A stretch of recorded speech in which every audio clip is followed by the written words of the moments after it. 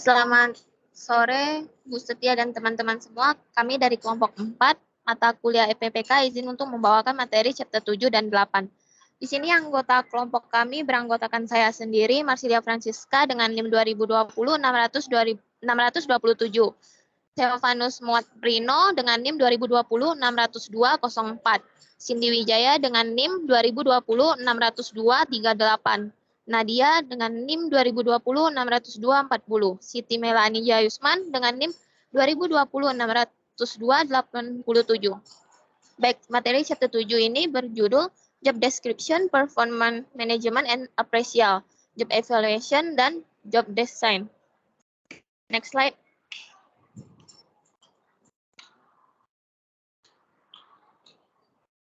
Selanjutnya ada job description, uraian pekerjaan ringkasan tertulis singkat atau snapshot dari pekerjaan. Ada cukup banyak kebingungan dalam terminologi tentang deskripsi pekerjaan di dunia bisnis. Karena penggunaannya yang paling umum dari deskripsi pekerjaan adalah untuk evaluasi pekerjaan. Orang-orang dalam kompensasi seringkali tidak membuat perbedaan antara evaluasi pekerjaan dan deskripsi pekerjaan. Evaluasi pekerjaan adalah proses yang memberikan nilai kepada pekerja untuk tujuan kompensasi dalam suatu organisasi. Analisis pekerjaan adalah proses penemuan dan pemahaman tentang suatu pekerjaan yang menghasilkan laporan tertulis atau rangkuman. Deskripsi pekerjaan adalah ringkasan tertulis singkat tentang apa itu dipelajari selama analisis pekerjaan. Next slide.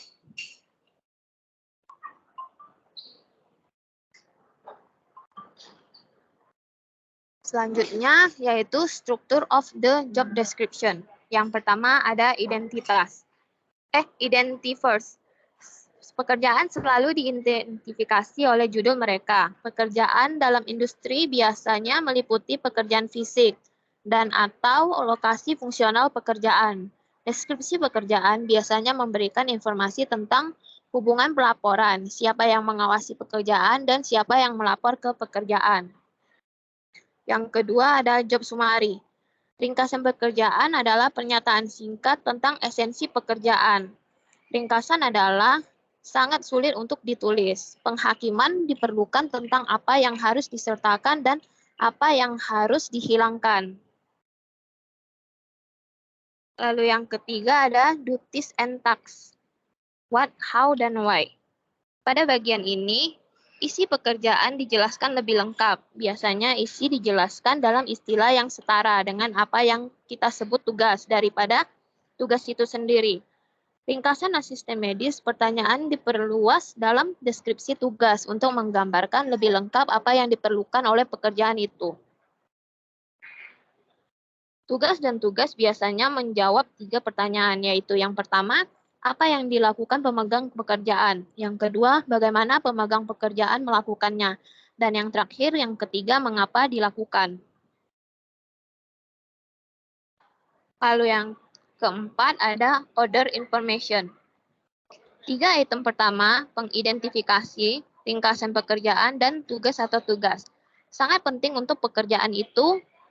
Informasi lain sering digunakan untuk tujuan sumber daya manusia tertentu yang dapat dipisahkan dari deskripsi pekerjaan dengan alasan logis tetapi disertakan karena alasan administratif. Satu tujuan tersebut adalah evaluasi pekerjaan. Banyak sistem evaluasi pekerjaan menghargai otonomi dan tanggung jawab, sehingga pernyataan tentang kebijaksanaan pekerja sering ditemukan di dalam deskripsi pekerjaan. Next slide.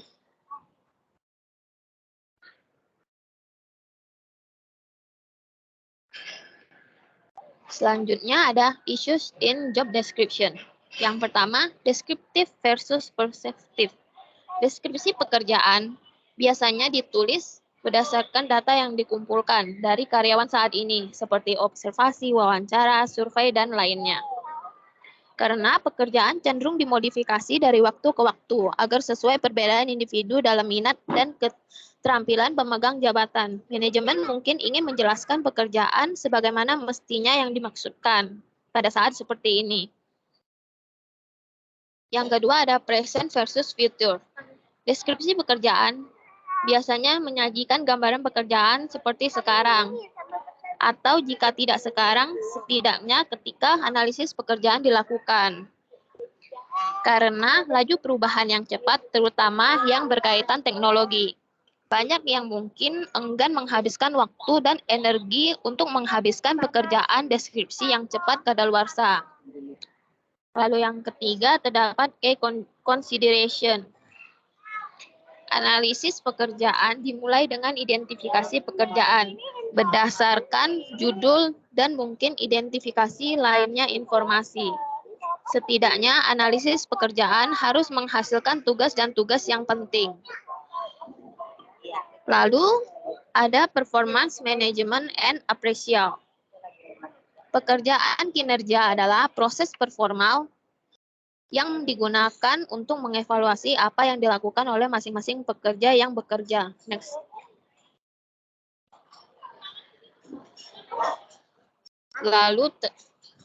Lalu terdapat graphic rating scale.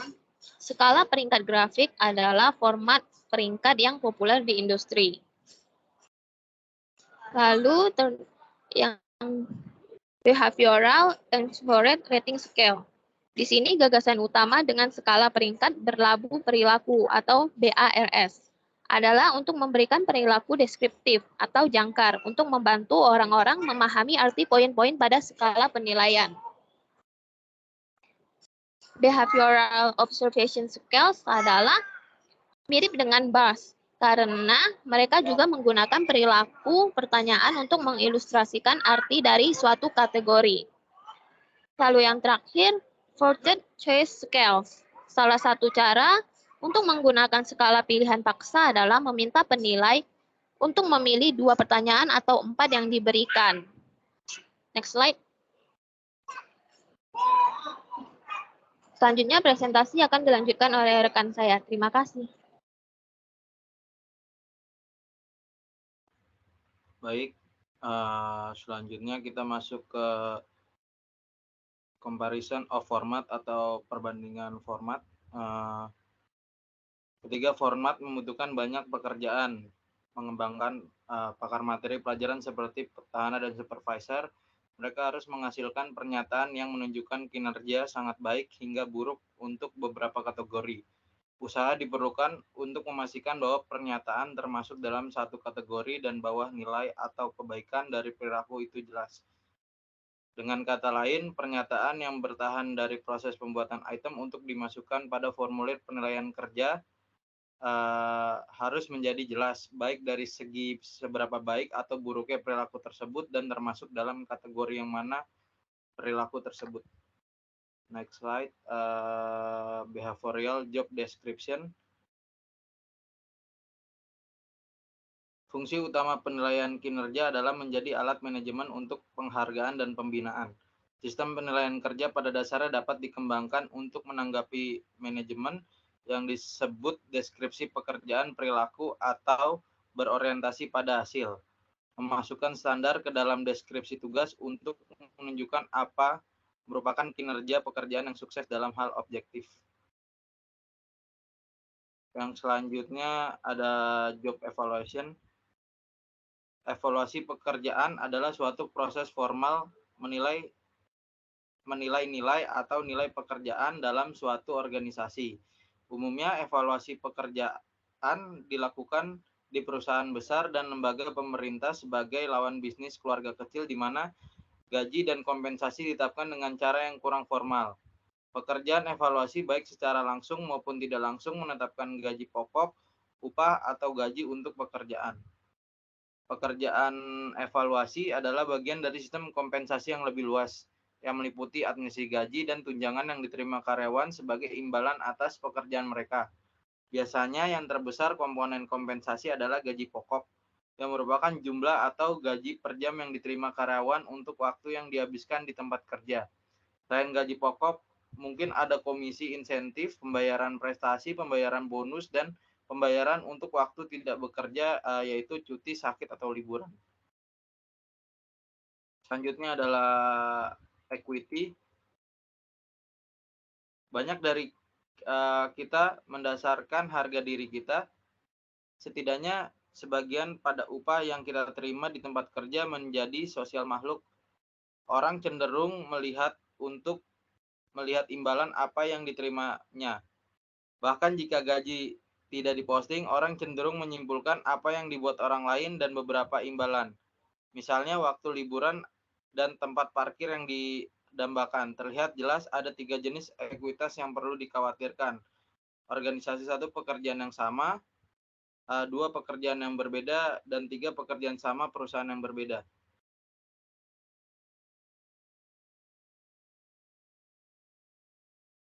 Yang selanjutnya job evaluation method atau metode evaluasi pekerjaan. Tujuan dari evaluasi pekerjaan adalah untuk mengurutkan urutan serangkaian pekerjaan. Menurut mereka, nilai atau value bagi perusahaan, banyak metode telah dirancang untuk melakukan ini. Dengan kondisi analisis pekerjaan, ada 2 kelas utama metode evaluasi pekerjaan. 1 yang didasarkan pada deskripsi pekerjaan, dan 2 yang didasarkan pada penilaian langsung terhadap komponen pekerjaan. Metode berdasarkan deskripsi pekerjaan bisa lebih jauh diklasifikasikan berdasarkan apakah mereka mempertimbangkan seluruh pekerjaan dengan faktor yang dapat dikompensasi dan membandingkan pekerjaan dengan pekerjaan atau membandingkan pekerjaan dengan atribut. Yang selanjutnya whole job versus compensable factor. Metode evaluasi pekerjaan yang paling sederhana adalah metode pemeringkatan. Dengan metode ini, pekerjaan komite evaluasi, kelompok orang yang dipercayakan dengan fungsi evaluasi pekerjaan, menerima deskripsi pekerjaan untuk setiap pekerjaan. Panitia melanjutkan untuk mengurutkan urutan pekerjaan, hal nilai keseluruhan mereka untuk perusahaan. Ini dapat dilakukan secara individual dan kemudian secara kolektif di antara para anggota atau dilakukan sebagai musyawarah mufakat. Meskipun seluruh pekerjaan dapat menjadi dasar untuk menilai, hal ini lebih umum untuk mempertimbangkan atribut pekerjaan sebagai gantinya. Atribut seperti itu diyakini menjadi alasan mengapa beberapa pekerjaan dibayar lebih dari yang orang lain lakukan. Oleh karena itu, atribut seperti itu disebut faktor yang dapat dikompensasi. 4 seperti itu atribut umum adalah keterampilan, upaya, tanggung jawab, dan kondisi kerja.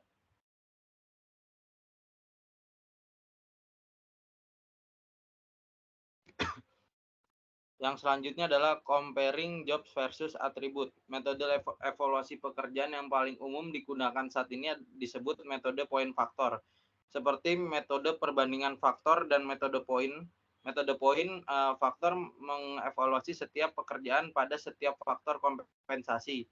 Namun alih-alih menggunakan jabatan pekerjaan untuk membuat skala evaluasi, deskripsi naratif dari setiap tingkat atau derajat faktor yang digunakan untuk memberikan bimbingan panitia dalam evaluasinya. Contoh satu faktor yang dapat dikompensasi ditunjukkan pada tabel 7.7 dan tabel 7.8. Kedua tabel tersebut merupakan upaya untuk memberikan standar penilaian faktor kompleksitas pekerjaan. Setelah level atau derajat dipilih, maka nilai poin adalah ditugaskan secara otomatis. Perbedaan antara tabel 7.7 dan 7.8 adalah bahwa tabel 7.8 dimodifikasi untuk diterapkan secara khusus pada pekerjaan kesekretariatan.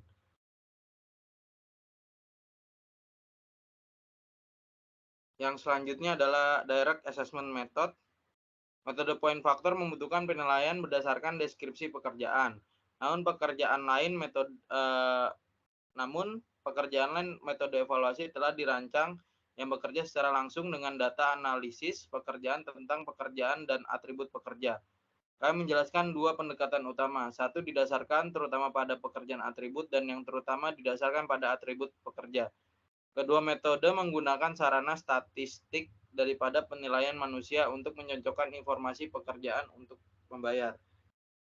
Dalam metode faktor titik, pentingnya faktor kompensasi ditentukan oleh jumlah poin yang dialokasikan tingkatan dari masing-masing faktor. Namun dengan metode statistik, bobot diturunkan untuk pengukuran atribut pekerjaan yang menggantikan faktor kompensasi. Yang selanjutnya adalah research on job evaluation atau penelitian tentang evaluasi jabatan. Apakah data metode terbaik untuk mengevaluasi pekerjaan? Meskipun belum banyak penelitian yang secara langsung membandingkan metode evaluasi pekerjaan, tampaknya sebagian besar metode cenderung setuju satu sama lain dalam urutan peringkat global pekerjaan berdasarkan nilai. Dengan kata lain, nilai dari pekerjaan yang diberikan oleh satu sistem evaluasi pekerjaan cenderung berkorelasi tinggi dengan nilai pekerjaan diberikan oleh sistem lain. Jadi setidaknya pada tingkat kasar keakuratan evaluasi pekerjaan metode mungkin bukan faktor penentu dalam pemilihan sistem. Masalah praktis seperti biaya dan keadilan yang dirasakan mungkin sama pentingnya. Yang selanjutnya adalah job design atau redesign. Sebagian besar pekerjaan pada desain pekerjaan lebih merupakan milik teknik industri daripada industri psikologi. Jika Anda merancang atau mendesain ulang pekerjaan, Anda mungkin menginginkan untuk melibatkan seorang insinyur industri dalam proses. Pada bagian ini kami menjelaskan beberapa aspek dari desain atau desain ulang pekerjaan yang paling erat kaitannya dengan psikologi industri dan organisasi, dan juga menjelaskan beberapa pendekatan yang dapat memenuhi persyaratan psikologis. Yang selanjutnya, goal of design redesign. Desain pekerjaan dimaksudkan untuk memenuhi 3 jenis kebutuhan organisasi: kebutuhan sistem produksi, kebutuhan sosial organisasi, dan kebutuhan pekerjaan individu. Rancang perlu diperlihatkan masing-masing sambil mempertimbangkan kemungkinan tata letak kerja fisik dan fungsional.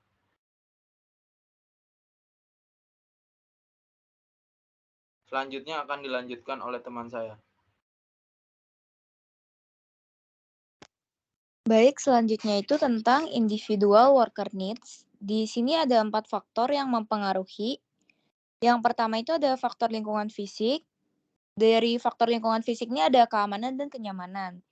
Selanjutnya yang kedua ada faktor konten pekerjaan. Itu ada otonomi, umpan balik, variasi keterampilan, variasi tugas, dan signifikasi tugas. Yang ketiga ada faktor hubungan sosial internal. Ada pengakuan dari prestasi, kontak sosial atau ketergantungan antar pekerja, kepemimpinan dan pendampingan, dan yang terakhir ada dukungan sosial. Nah, yang keempat itu faktornya itu dari faktor jalur karir. Ada jalur karir dan pengembangan pribadi. Boleh next slide?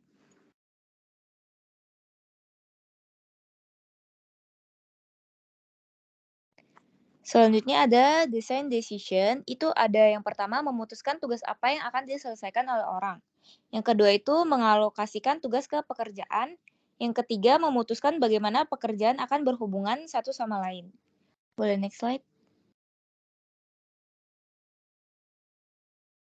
Selanjutnya job design for people with disabilities. Di sini ada analisis pekerjaan, biasanya itu akan mempertimbangkan dari yang pertama itu penyandang disabilitas tertentu ini dan sifat dari disabilitasnya. Yang kedua, apakah disabilitas tersebut benar-benar menyebabkan kesulitan untuk menyelesaikan pekerjaan yang akan dilakukan pada saat itu, dan jika ada masalah. Yang ketiga, apakah masalah itu dapat diatasi dengan alasan. Boleh next slide? Sekian dari chapter 7 ini. Selanjutnya saya akan membahas tentang chapter 8. Boleh PPT chapter 8-nya?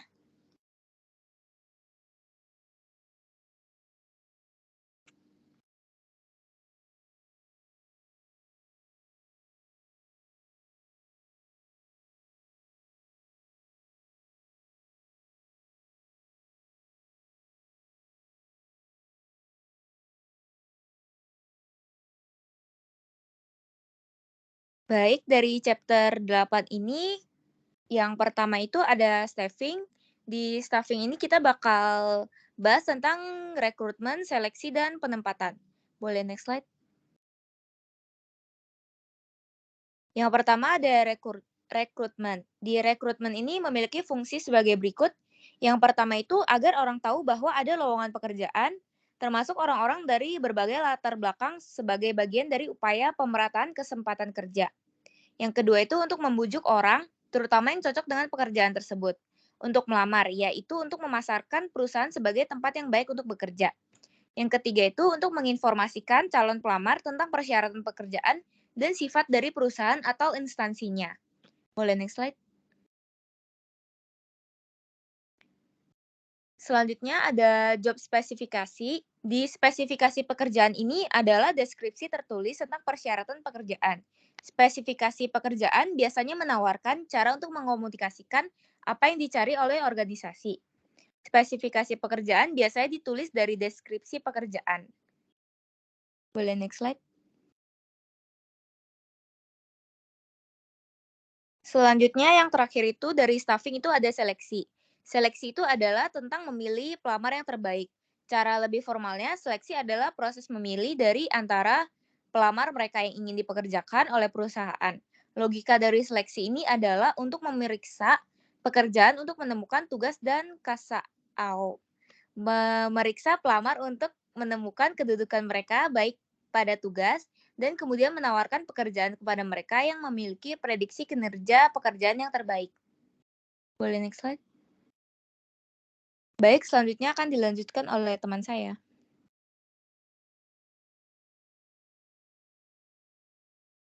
Baik, selanjutnya ada validasi tes. Tes psikologi ada dalam berbagai macam. Yang paling umum adalah point and click. Dari variasi point and click, kita dapat membedakan dua jenis utama yang dimaksudkan untuk menilai kinerja maksimum dan yang dimaksudkan untuk memanfaatkan kinerja tipikal. Dalam kategori kinerja maksimum memiliki semua jenis tes kemampuan seperti SAT yang terkenal dan atau tes analogi, kosakata, penalaran aritmatika yang dikembangkan secara profesional dan sebagainya. Untuk kategori kinerja tipikal memiliki tes kepribadian, minat, dan sebagainya. Item tipikal menyajikan pernyataan dan peserta tes menunjukkan penerapannya dalam beberapa cara. Jenis tes populer lainnya adalah sampel pekerjaan. Validasi tes adalah apa yang oleh para psikolog sebut sebagai proses menemukan makna nilai tes dalam kasus pengujian ketenagakerjaan. Validasi pengujian adalah tentang menyelidiki keterkaitan pekerjaan dari pengujian untuk pekerjaan yang diminati. Next slide. Selanjutnya ada strategi validasi yang paling umum digunakan untuk pengujian ketenagakerjaan. Next slide.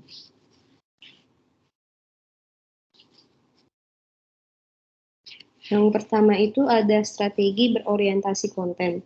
Validasi tes berorientasi konten bertujuan untuk menghubungkan konten tes dengan konten pekerjaan. KSAO atau Knowledge Skill Abilities Other dapat didefinisikan dalam kaitannya dengan tugas yang diminati dan tidak memerlukan banyak lompatan inferensial dari tugas keujian. Analisis pekerjaan harus digunakan dan dari sudut pandang hukum, sampel pemegang jabatan dan penyelia yang besar sangat ideal. Beberapa metode pengumpulan data yang mungkin itu termasuk observasi, wawancara, konferensi teknis kuesioner, dan mengerjakan tes.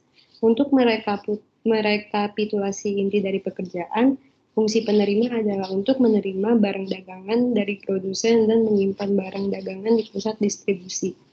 Selanjutnya yaitu ada 5 langkah untuk pekerjaan, yaitu yang pertama, unpack the truck, yang artinya penerima harus membongkar bagian dari truk untuk menggunakan forklift. Lalu yang kedua itu ada unpack the skid, yang artinya penerima perlu memverifikasi suku cadang dengan slip pengepakan untuk memastikan bahwa suku cadang yang ada di dok pemuatan benar-benar sesuai dengan yang dimaksudkan dan apa yang akan dibayar. Yang ketiga itu ada menerima bagian-bagian ke dalam sistem komputer, yang artinya penerima kemudian memasukkan nomor kode ke dalam komputer sehingga inventaris gudang diperbarui dan sistem komputer dapat menempatkan setiap bagian ke dalam bin, juga untuk inventaris. Yang keempat itu ada mengerjakan dokumen dan pelabelan. Penerima mencetak label menggunakan komputer dan printer, lalu menempelkan label ke bagian-bagiannya. Yang terakhir ada memindahkan bagian-bagiannya itu, yang artinya terakhir itu penerima akan memindahkan komponen dari dok pemuatan ke wadah yang ditentukan oleh sistem komputer di pusat distribusi. Lalu pada tabel tampilan 8.1 terdapat tugas dan tanggung jawab yang penting penerima dari deskripsi pekerjaan pada tabel 7.3. yaitu telah ditandai dengan X yang artinya konten pekerjaan yang muncul di salah satu dari dua pengujian. Kita dapat melihat bahwa tes tersebut mewakili sebagian, tetapi tidak semua konten pekerjaan. Karena relevansinya yang jelas dengan pekerjaan, tes sampel kerja diterima dengan baik oleh manajer dan pelamar. Next slide.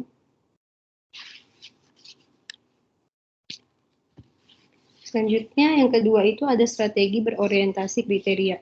Persyaratan personel bukan sekedar contoh untuk tugas pekerjaan. Misalnya kita mungkin tertarik pada ketelitian seorang mekanik. Tidak ada langkah-langkah penyetelan rem yang menunjukkan kehati-hatian. Tetapi pekerjaan yang ceroboh dalam penyetelan rem dapat menimbulkan konsekuensi yang mengerikan. Karena konsekuensi dari kinerja yang buruk, terdapat hubungan alami antara informasi pekerjaan dan informasi pekerja, yaitu tugas ke KSAO. Kriteria adalah ukuran hasil apapun yang menarik. Dalam pemilihan personel ini biasanya merupakan ukuran kinerja pekerjaan. Dalam strategi validasi tes berorientasi kriteria, peneliti menunjukkan bagaimana skor tes terkait dengan skor pada ukuran kriteria. Next slide. Yang ketiga, strategi berorientasi konstruksi. Dalam validasi konstruk, kami mencoba membuat beberapa penilaian kompleks. Salah satunya adalah apakah sebuah konstruk, sebuah variabel yang ada dalam imajinasi psikolog cocok dengan teori yang baik. Misalnya, variabel kecemasan mungkin dalam teori kami dikaitkan dengan kemarahan atau depresi serta beberapa jenis kinerja dan kepuasan kerja. Penelitian yang menghasilkan bukti yang mendukung konstruksi psikologis adalah jenis penelitian yang paling menarik dari sudut pandang ilmiah. Ini menawarkan informasi paling membantu dalam pengembangan teori-teori psikologi. Oleh karena itu, ini merupakan pendekatan favorit psikolog industri dan organisasi. Next slide.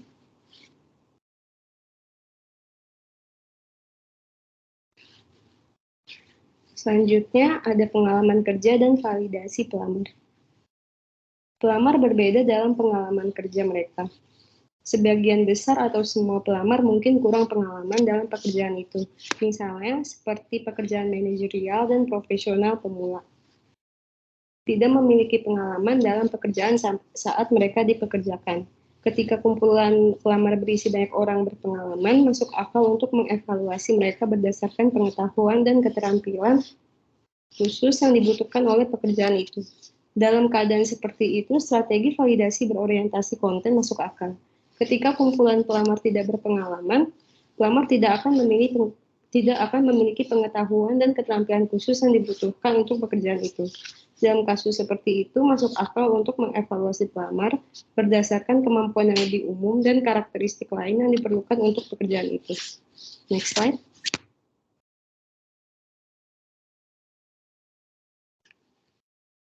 Selanjutnya, desain prediktif dan bersamaan.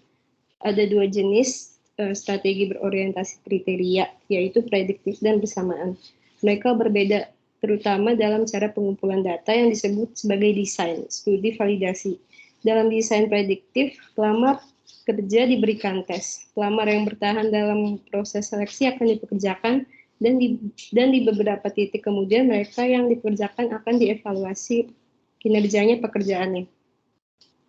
Desain prediktif lainnya adalah menggunakan tes untuk tujuan seleksi sehingga beberapa pelamar ditolak karena skor tes yang buruk.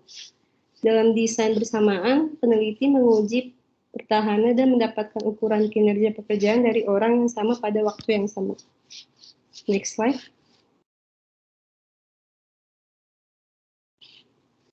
Selanjutnya ada validitas sintetis. Gagasan dalam validitas sintetis adalah bahwa kinerja pekerjaan atau tugas yang berbeda membutuhkan beberapa atribut manusia yang sama.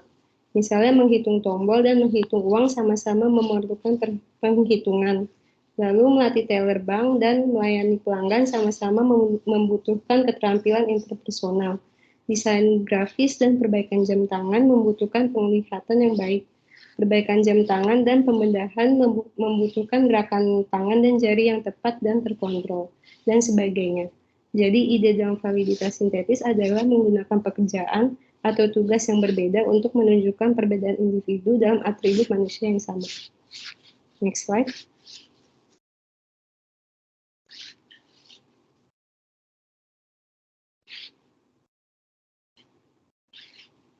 Boleh di next slide.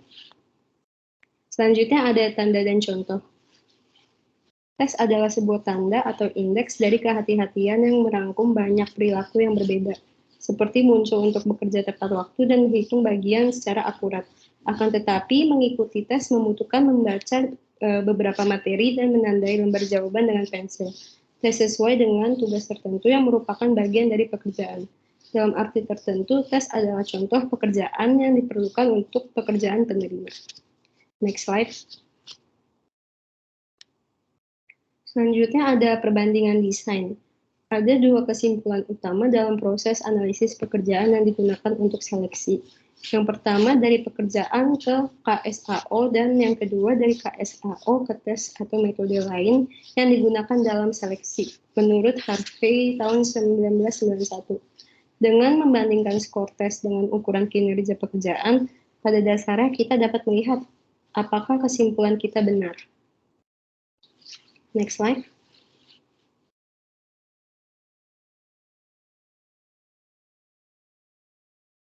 Selanjutnya ada penelitian tentang menilai KSAO untuk validasi. Yang pertama itu ada keandalan. Keandalan penilaian KSAO penting karena keandalan penilaian tersebut menetapkan batas validitas atau akurasi penilaian. Dengan kata lain, jika dua orang membuat penilaian independen dari KSAO yang dibutuhkan oleh suatu pekerjaan dan mereka setuju, hal tersebut tidak menyebabkan masalah. Jika kedua orang tersebut membuat penilaian tentang KSAO yang dibutuhkan oleh suatu pekerjaan dan mereka tidak setuju, maka dapat menyebabkan masalah. Yang kedua itu ada validitas penilaian KSAO.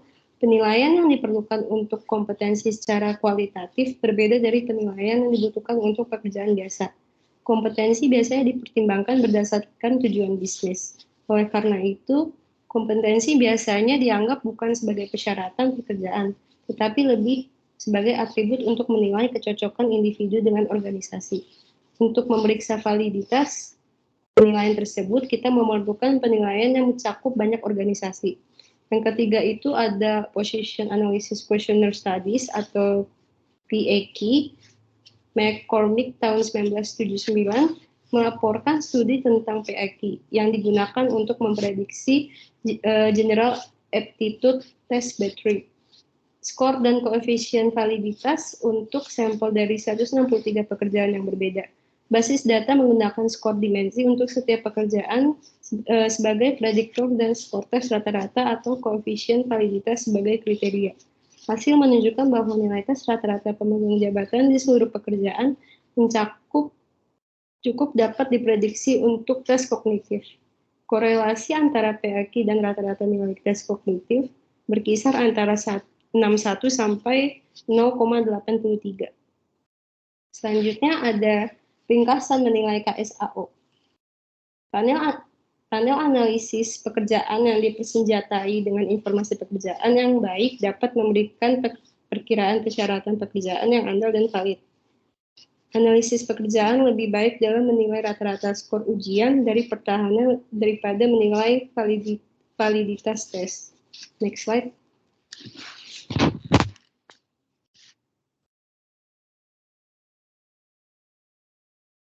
Baik, selanjutnya pertimbangan utama untuk seleksi.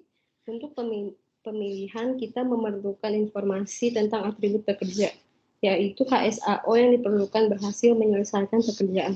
Untuk menyelesaikan studi validasi, juga memerlukan atribut pekerjaan, terutama informasi tugas. Informasi tentang tugas diperlukan untuk setidaknya 1 dari 4 tujuan. Yang pertama, jika kita akan melakukan studi validasi berorientasi konten, kita harus mengetahui konten tugas dari pekerjaan tersebut, sehingga dapat menghubungkan tugas dari pekerjaan dengan tugas lainnya. Yang kedua, jika kita akan melakukan studi validasi berorientasi kriteria, kita harus mengetahui isi tugas pekerjaan untuk memilih 1 atau lebih kriteria. Yang ketiga, jika kita bermaksud menyusun tes sampel pekerjaan, tugas dapat menyediakan konten yang diperlukan. Lalu yang terakhir, kita perlu mengumpulkan informasi tugas untuk memenuhi persyaratan hukum federal untuk melakukan studi validasi. Salah satu pendekatan analisis pekerjaan yang memenuhi persyaratan seleksi adalah dengan metode Combination Job Analysis Method atau CJAM. Dimulai dengan daftar lengkap tugas dan ditindaklanjuti dengan daftar KSAO yang diperlukan untuk menyelesaikan tugas dengan sukses. Metode lain yang telah digunakan untuk seleksi adalah Critical Incident Technique. Teknik insiden kritis mengharuskan pakar pekerjaan mengingat insiden spesifik baik kinerja yang sangat baik atau sangat buruk di tempat kerja. Metode elemen pekerjaan serupa dengan teknik insiden kritis karena membutuhkan bagian-bagian tertentu dari pekerjaan dan menggabungkannya untuk membentuk dimensi. Karena terminologi yang digunakan dalam elemen pekerjaan adalah pekerja atau ahli pekerjaan dimensi yang dihasilkan dapat digunakan untuk memilih atau menyusun tes dan untuk membuat formulir. Next slide.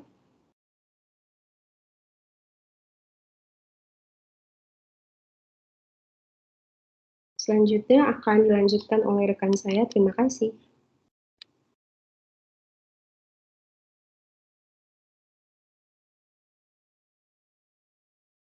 Apakah suara saya sudah masuk?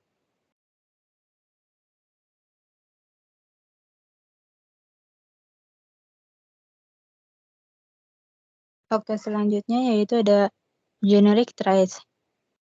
Metode terstruktur seperti questionnaire analisis posisi atau juga yang disebut dengan PEQ.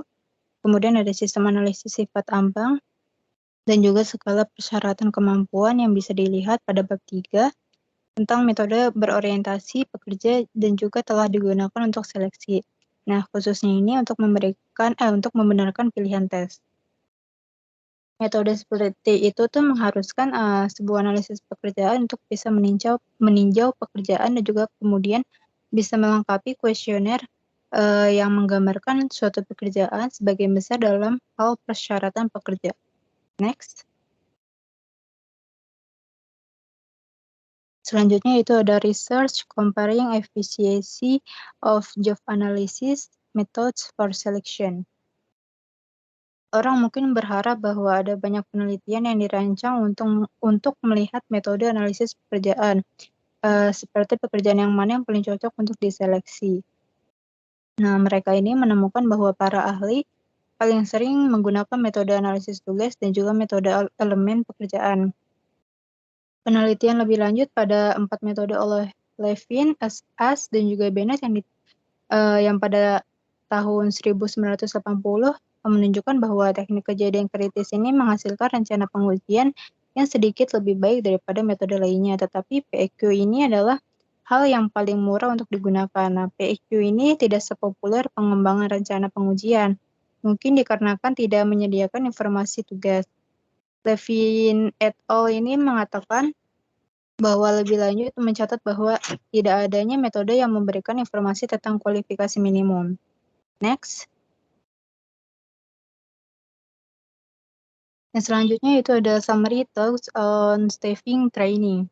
Pada bagian ini kita telah membahas masing-masing dari beberapa strategi untuk mengembangkan tes yang valid. Nah, jadi ketika praktis menggunakan lebih dari satu atau semua strategi yang telah kami jelaskan, yaitu berorientasi konten, berorientasi kriteria, dan juga berorientasi konstruk yang telah dijelaskan oleh Nadia sebelumnya, itu akan bisa menghasilkan suatu penilaian yang lebih baik gitu. Ketika strategi multiprong ini digunakan, ini tuh kita bisa menilai bahwa kualitas pengukuran, terutama validitas dan juga kombinasi metode analisis pekerjaan ini akan bisa menjadi sesuatu yang paling tepat. Selanjutnya. Nah, materi selanjutnya ini ada the training cycle. Di sini ada gambar bahwa siklus yang digambarkan dan juga dikembangkan oleh Goldstein dan Freud yang ada pada tahun 2002 yang dibangun berdasarkan karya Goldstein pada tahun 1993 ini ditunjukkan pada tabel 8.4. Tabel tersebut ini berisikan 4 kolom berlabel. Yang pertama itu penilaian kebutuhan, terus yang kedua ada pelatihan dan pengembangan, lalu yang ketiga ada evaluasi, dan yang terakhir ada tujuan pelatihan. Nah, di sini tuh masing-masing dijelaskan secara singkat. Next. Selanjutnya yaitu ada need assessment. Penilaian kebutuhan ini disebut hal yang berbeda oleh orang yang berbeda juga dan juga yang bertanggung jawab untuk pelatihan. Nah, penilaian kebutuhan ini terkadang disebut sebagai analisis front end karena harus dilakukan sebelum pelatihan dikembangkan. Penilaian kebutuhan ini sangatlah penting untuk mengembangkan program pelatihan yang baik. Jika tujuan akhir pelatihan ini tidak ditentukan sebelum pelatihan, ada kemungkinan besar tujuan tersebut itu nggak bakalan bisa kecapai gitu. Contohnya aja, seorang ahli Goldstein dan juga Freud yang ada pada tahun 2002 menunjukkan bahwa petugas pemadam kebakaran mungkin menghadapi kondisi yang sangat berbeda dan juga harus melakukan hal yang berbeda juga ketika memadamkan api yang ada di gedung-gedung tinggi dibandingkan ketika memadamkan api di dermaga sungai. Nah, kegagalan ini tuh untuk menunjukkan bahwa tujuan mengenai kedua jenis pertempuran api ini akan menghasilkan program pelatihan yang tidak memadai. Penilaian kebutuhan ini melibatkan 3 entitas utama. Yang pertama itu ada organisasi, terus yang kedua ada tugas dan juga KSA, yang terakhir, yang ketiga ini ada orang-orang yang akan dilatih. Tujuan instruksional dari kursus ini tuh adalah hal-hal yang harus dilakukan oleh seseorang untuk bisa lulus ujian. Misalnya, operator mungkin harus menggunakan forklift untuk bisa mengambil palet dan juga memindahkannya dari satu ujung ke ujung gudang yang lainnya dalam waktu 2 menit tanpa berbenturan atau juga kehilangan objek dari palet tersebut. Next. Selanjutnya itu ada training and development. Kegiatan pelatihan dan juga pengembangan ini merupakan suatu inti dari pelatihan itu sendiri. Nah, penilaian kebutuhan ini tuh memberikan sebuah tujuan instruksional. Nah, yang dimana tujuan ini tuh mengatakan bahwa apa yang seharusnya dilakukan oleh orang-orang yang terlatih ini bisa berjalan dengan baik. Nah, pelatihan dan juga pengembangan ini menyediakan pengaturan dan juga aktivitas yang membuat peserta pelatihan ini bisa mempelajari apa sih yang seharusnya mereka akan lakukan gitu. Nah, jika program pelatihan ini berhasil dengan baik, maka pembelajaran ini pun bisa dipertahankan di tempat kerja. Next. Selanjutnya itu ada evaluation. Di sini tuh kita menganalisis bagaimana kita dapat menunjukkan keefektifan pelatihan. Nah, ini tuh adalah sebuah pertanyaan evaluasi yang dimana bagian dari jawaban atas pertanyaan semacam itu bisa disediakan oleh tujuan instruksional. Nah, objek ini tuh harus memberikan pernyataan yang ada pada slide ini. Yang pertama yaitu konteks atau juga situasi rangsangan. Terus yang kedua ada persyaratan perilaku, apa yang dilakukan oleh orang tersebut. Kemudian yang terakhir yaitu ada tanggapan minimal yang dapat diterima. Next.